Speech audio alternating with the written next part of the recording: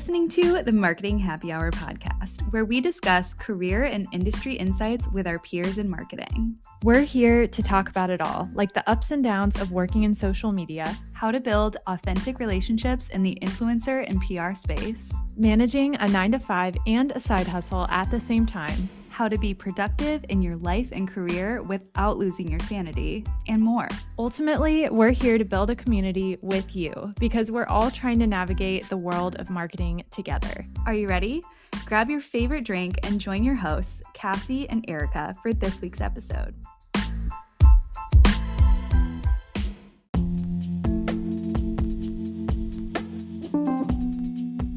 Hello, Marketing Happy Hour listeners. This week, we thought we'd try something a little different and hit the rewind button to take a look back at some of the best, most impactful social media tips, tricks, and predictions we've heard on the show. We'll start with Bri of Lyft, who shares the truth about social media virality and her top tip for each social media platform, then move to our conversation with Jacynth of Our Place to hear her thoughts on organizing your content and developing effective content calendars. After Jacynth, you'll hear from Jack Appleby of Future Social about testing trends and his thoughts on unhinged content, followed by Maddie of TLC, who addresses staying on top of social's ever-changing landscape. Finally, we'll close out with Jack of Chili's, who shares his upcoming predictions for the future of social media. I hope as I've been talking, you've been grabbing your favorite drink and a pen and paper because you'll want to take notes in this episode. And if you enjoy these clips, head to the show notes for a link to each individual episode. Here we go. I think a hard lesson that I've had to teach my leadership at both Lyft and Adobe that like virality doesn't mean success always. It's warm and fuzzy and it's a great like serotonin feeling, but going viral on these platforms isn't actually what drives like meaningful interactions with your audience. Those things show up in smaller scale. It's showing up on a video of someone talking about a bad experience they had with a Lyft and being able to respond with a stitched video from your CEO telling them they're going to fix it. It's about, and maybe that gets like 800 views, but it's that important like brand connection moment. That's what I think is more valuable than the huge followers, huge views, although that might feel warm and fuzzy. I'm going to list a few social platforms and ask your top tip for each, and then ask you to name at least one brand that you think is killing it on the platform. Let's start with Instagram, since you just said TSA is killing it. What's your top tip? What's another brand that's doing a really good job on there? Instagram top tip would be partner with insane creators. Partner with the creators that your core audience is super excited about and have them make dope shit for your feed. I think that's like my favorite thing that I see brands doing right now. And a brand that's doing an amazing job outside of TSA and we're not really strangers is Dunkin'. I love everything that Dunkin' does on Instagram. They're amazing. Love that. Shout out to Dunkin'. What about TikTok? TikTok top tip is find your niche, find that unanswerable question that your audience has and answer it in a million different ways, in a million different styles and tones, whatever that means for you. And brand that's doing an amazing job of that and more is Chipotle on TikTok. Chipotle is amazing there. Excellent. How about LinkedIn? LinkedIn, I think we have to learn to find unique ways to show up on that platform because it's already inherently really corporate-y. And I think the best way to do that is through community management, which we're trying to do more from Lyft. And I think a brand that's doing that amazing right now is Slack. Slack's community management game on LinkedIn is amazing. Awesome. What about Facebook? Oh, Facebook. Fuck Facebook. I haven't been on I know, Facebook I almost didn't even include it. And I was like, I have to include it. We have to learn. No, that's okay. I'm really thankful that at Lyft, we've actually just formally deprioritized Facebook. We're not seeing ROI there organically. Yeah. I think that whatever brand ends up mastering groups will be amazing because I don't know about you guys, but groups and marketplace are like the only reason I'm on Facebook. And I feel like if there's a brand that can just do something really cool with groups, that's what that platform needs. So whoever that is, they'll be my fave. I love that. Okay, lastly, how about Twitter?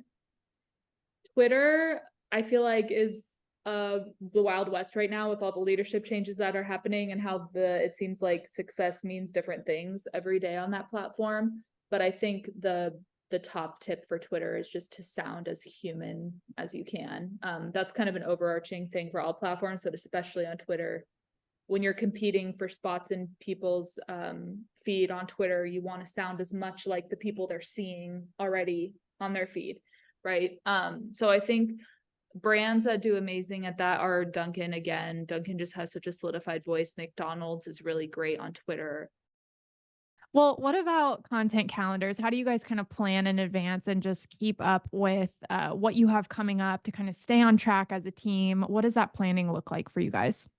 Yeah, I am very much a content calendar girl. Like me and Notion are like this.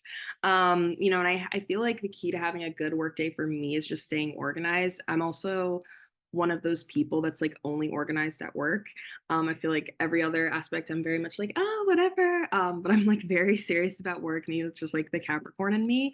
But yeah, like having a calendar just makes things so much easier because you're able to, plan things out weeks or months in advance. Even if you don't have like those assets exactly locked in and those things can come more into focus as the weeks come on, it's good to have placeholders. And yeah, I think it also really helps other teams have visibility into what social is doing specifically, in case they're like assets that we can share or ways that we can just like keep our messaging cohesive. Absolutely. And I'm curious too, what does that content calendar kind of look like? What are you laying out on those days? Like, is it just a topic or post a meme this day, whatever it may be, Yeah. post this product this day? Because we have a lot of people that are listening who may never have used a content calendar before and Yeah. might be asked for one and don't really know what to Yeah. produce. So I would love to hear your perspective on that. Yeah, absolutely. I think initially when I first started, I was doing it in like Google. I had made like a Google sheet and that was just like a lot of work. It's not super intuitive, like it's not easy to like move things around as a whole. So that was a struggle, but I was trying to stay organized very early and green in my career. And then I feel like when I figured out like Notion was a thing, I was like, oh my gosh. And so yeah, I use Notion and kind of will like map out like the month because they have like the calendar feature, which is super easy. And you can like create a board. So I think I have like a master like social page. And then in there I have like links to our Dropbox or links to, our content strategy, social stuff, like that kind of thing. And then the content calendar is under that. And so yeah, it'll like open up and then have, all of the months. And I think like for me, when I'm starting a new month, it's typically like I will map out like, holidays are pretty set in stone. So I'll maybe like at the top of the year, go through like the list of holidays for 2024 or whatever and plot those in because holidays are really, important for our brand specifically because a lot of them tend to be super food centric. So, mapping out that kind of thing. Then if there's specific brand moments or launches, mapping out that. If there's sales stuff that we want to talk about. There's also like the very silly holidays like French Fry Day or Pizza Day. So like those like sillier things, whether that's going to be something that might be source content or something that we'll produce in-house, that kind of thing. Yeah, and then filling in, we'll like, oh, we know we want to have like maybe like 2 pieces of UGC this week, or we want to like make sure that we're adding in some source content. That kind of thing is a bit more flexible. And I think like Notion's so great because you can just toggle that everywhere. And like, it's good to have an idea of what you want the month or the week to look like, but also understanding that, social is so alive and so fast that you like need to be nimble. So it's easy that you can just like move things around if you need to, that kind of thing. Well, you do have a lot of opinions that can sometimes ruffle feathers. Threads being an example of one of those topics that kind of cause a lot of conversation on LinkedIn and social media in general. More recently, we saw your post on unhinged social media. Let's talk about that. Cassie and I both are in agreement with you that the content can absolutely go too far at times, but what's the perfect balance there, would you say? So for anybody that hasn't read the article, I wrote a piece on how I wish we would scale back unhinged content. And there's a lot of brands do a lot of different things that have gotten pretty crazy. We're seeing like very explicit sex jokes coming from brands. We're seeing, for lack of a better phrase, bowel movement jokes coming from brands. Like brands participating in public controversies, trials, celebrity feuds, everything. To me, it's all gone a little too far. And I really wish people would scale it back for a couple of reasons. One, for being honest, you're just not going to be as good at it as the other brands. Like one of the reasons the brands that do it see huge numbers is because they go so over the top. They're so aligned with their legal teams. Like they have fully committed to this. And it's very hard to get a company to commit to that kind of approach. And I don't think most should. I also really worry that as the social media industry gets younger, like we're seeing the field blossom and grow. So we have more under 30-year-old employees working in social than ever before.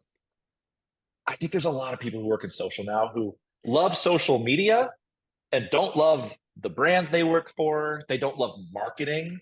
They don't love telling stories about those brands. And it's creating this like false engagement where people get all these likes on things that like don't lead to anything that would create you to become a consumer or fan. I remember during the pandemic, I watched a pro sports team tweet a Connect 4 game from their Twitter account. I'm like, how does this make me a fan of what does this have to do with anything? So that's a very long-winded way of saying, like, as far as the line goes, if you wouldn't want your kid to see it, probably not something that should be on the brand accounts. Yeah, that's fair to say, I think. How do you think brands can test those different trends and things like that, push the envelope just a little bit without straying too far from their purpose, like you're saying on social? And we know that shock value works a little bit to an extent. How can we kind of achieve similar results with a strong strategy instead of just throwing whatever they see to the social media platforms?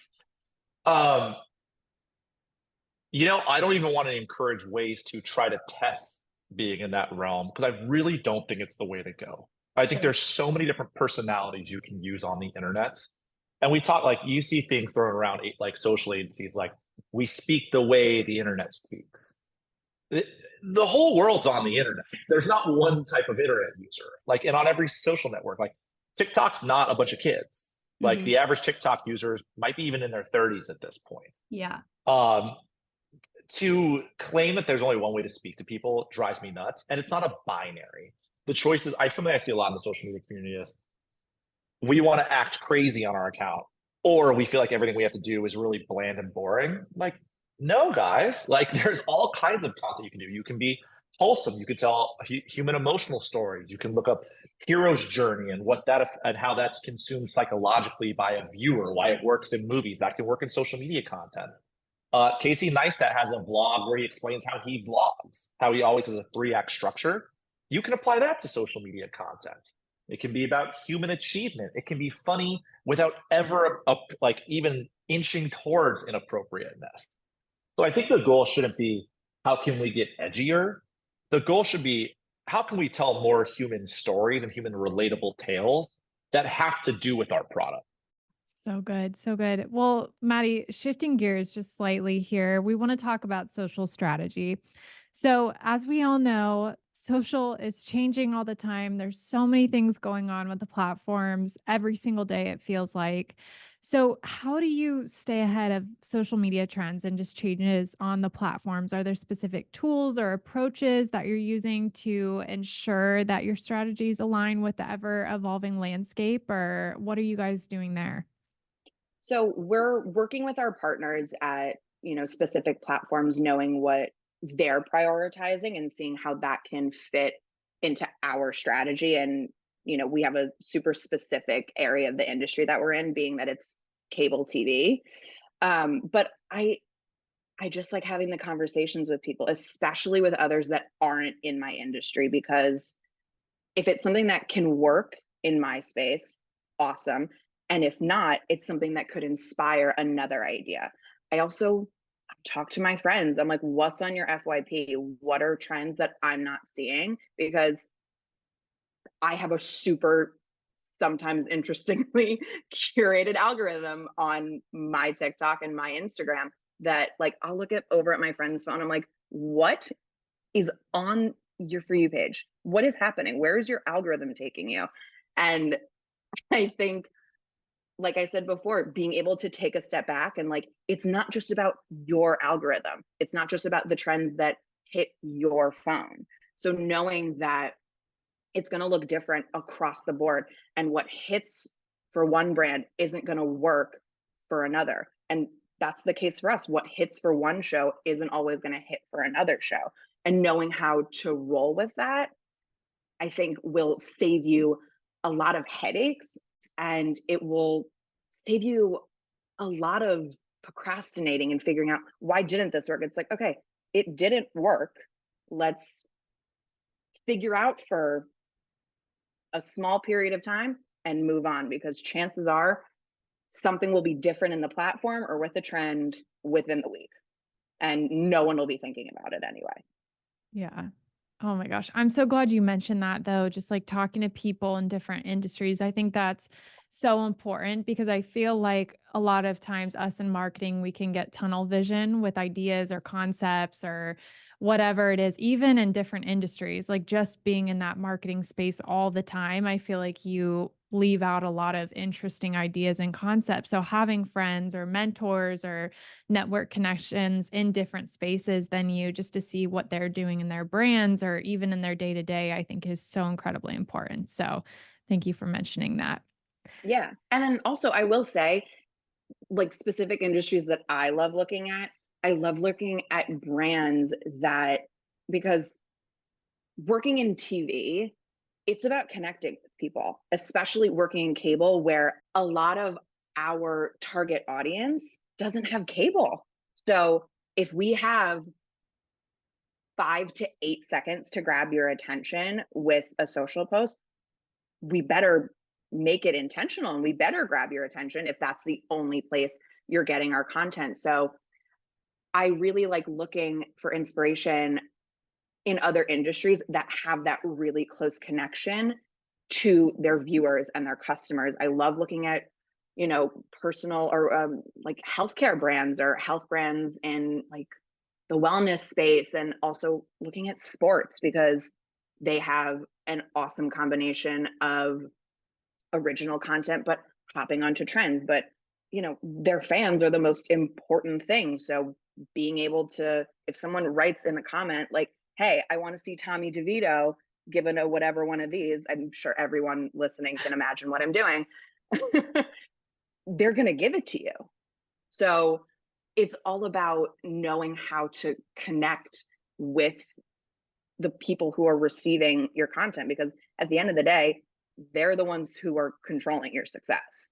Do you have any predictions for 2024? Anything you could see potentially happening both on the content side of things, but also on the platforms themselves? I think my first like prediction, I don't even know if it's prediction, but I think like if you're a really big brand and you want to break through on social, if you're not jumping into like culturally relevant opportunities, then it's like, what are you doing at this point? I think you have to be in touch with what's going on and what your audience wants to see in order for you to break through and be successful. So one, I think TikTok's just going to get bigger. I like it just has such a huge impact on just like culture day to day for everybody that follows the platform and like uses the platform a lot.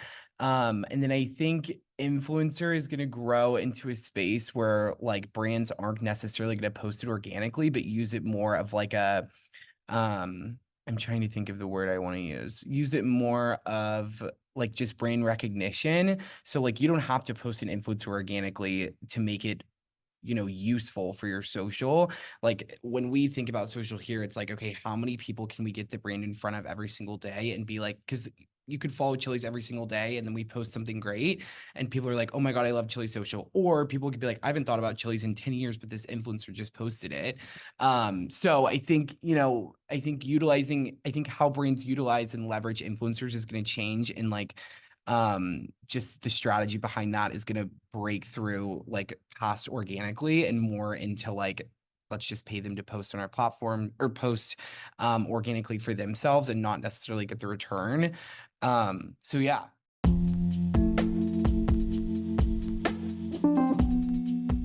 Thank you so much for listening to this episode of the Marketing Happy Hour podcast.